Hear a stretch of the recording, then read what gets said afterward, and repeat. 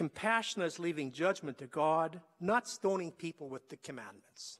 Again, this is the Joel 9 text, and this is a powerful text that explodes in about 3 levels. And that's the story of the woman caught in adultery in John's Gospel. Okay, some of you have heard me talk about this before. Take a little nap while I do this again. Okay, that's a really powerful text. I want to walk that text through with you because it's so carefully worded.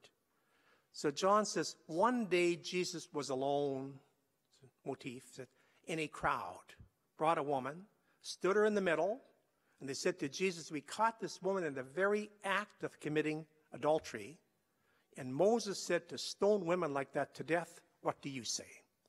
So Jesus said nothing. They said Jesus was bent down and began to write with his finger on the ground. Then he looked up and he said, let the person who's without sin cast the first stone. And he bent down and he wrote a second time with his finger on the ground. John said, then they all walked away one by one, beginning with the eldest. Then Jesus turned to the woman. He said, has nobody condemned you? She said, nobody, sir. He said, go. Don't sin anymore. Let's take this from the beginning. One day Jesus was alone. That's already a motif in Scripture. And a crowd brings a woman. You know, Scripture scholars tell you in the New Testament, the word crowd is almost always pejorative. So if you use the word crowd, you can use the word mindless. You know, crowds have no mind. They're dangerous. You know, see, when you're alone, you're half sober. Okay, when you're with a crowd, you're an idiot. You know, because we're just caught in the hype and everything else and so on. Now, they bring the woman. They stand her in the middle. Okay, and they say, we caught this woman in the very act of committing adultery. So they stand her in the middle. They're shaming her.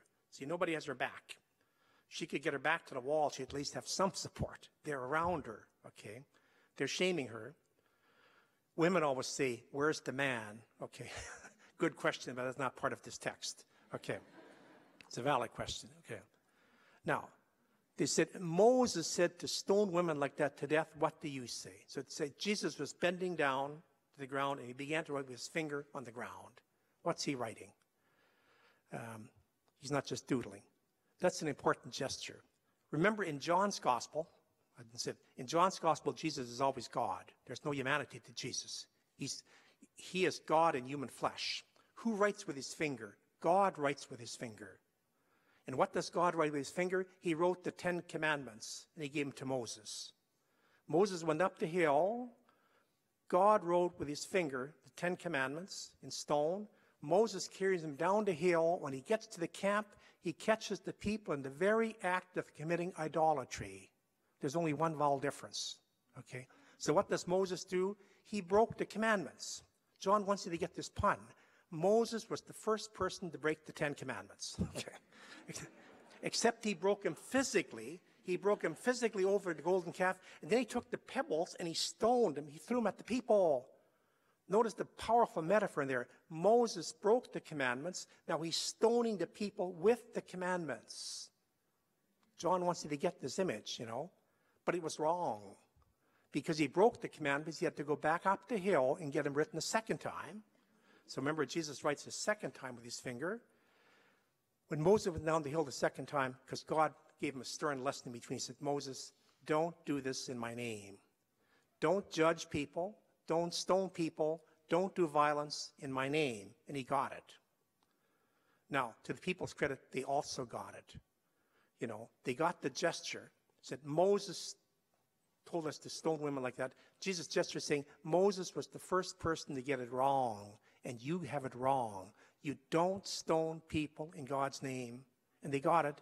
And John said, they walked away one by one. Notice they came in a crowd. They walk away one by one. Doesn't end with any violence. You know. Then Jesus, who hasn't looked at the woman yet, he looks at the woman for the first time. Why? Notice in Scripture there's a motif. It's here and elsewhere. God never looks at us in our shame. See, when she's being shamed, he doesn't look at her. The same as when Adam and Eve can't cover themselves with leaves. God gives them the furs. He gives us the wherewithal to cover our shame. God doesn't see us in our shame. He looks at the woman, he says, has nobody condemned you? And she said, nobody, sir. He said, go. Now that's just not an ordinary verb. Not just saying, well, the scene is over. That's the verb that's used when Pharaoh has to let the people go. let my people go. He's saying, I'm releasing you. I'm releasing you into a new freedom, into a new way of life. Don't sin anymore. Now, there's a second motif behind this, and that's also the story of Susanna in the Old Testament. See, this story parallels the Susanna text, except in the Susanna text, this is very important. Notice in the Susanna text, she's guilty. Susanna's innocent. This woman is guilty. That's a very important motif John is making. And that is, again, be compassionate the way your Father's compassionate. The Father's compassion goes out to people who are guilty and to those who are innocent. It doesn't matter. Okay, I'm going to draw some of that out. See, she's innocent. She's saved by Daniel, okay, who incidentally then, and when Daniel saves Susanna, they turn against the men who accused her and they kill them. Somebody still dies in God's name that day, But the point here, be compassionate the way God is compassionate. Our compassion has to go to the innocent and to the guilty. I'll give you an example where that comes out. For instance, with capital punishment, and at the level of emotion, we have to forgive ourselves. That the level of emotion we do. If somebody's really repentant, you feel sorry for them, they shouldn't be executed. If somebody's hard and cold and callous, say, kill them. See, our compassion, or more importantly, pro-life. So see, pro-life in the Catholic position is you have to be against killing a baby in the womb, and you have to be against capital punishment. And people say, well, the baby's innocent, they're guilty. It doesn't matter. It doesn't matter, See, human compassion goes out against, God's compassion is for everybody, I want to tell you a quick little story here. And I want you to pick up the irony in this story. I think you'll get it. And it's from Captain Cook's diaries. And Captain Cook wasn't a Disneyland character. He was an English anthropologist. And at one time, he spent a number of years in the Polynesian Islands. And he lived with the chief, and he learned the language. And they were animists. And one day, the chief took Captain Cook to witness a human sacrifice. They killed a man on an altar for God. And Cook was horrified. He wrote in his diary, he said, I was simply horrified by the primitiveness of this people. He said, I told the chief, he said, you are a primitive people. This is horrible. He said, in England, we'd hang you for that. Okay. See, anthropologists, they have a wide scope. It's called human sacrifice, whether it's capital punishment, abortion, whether it's animus killing someone.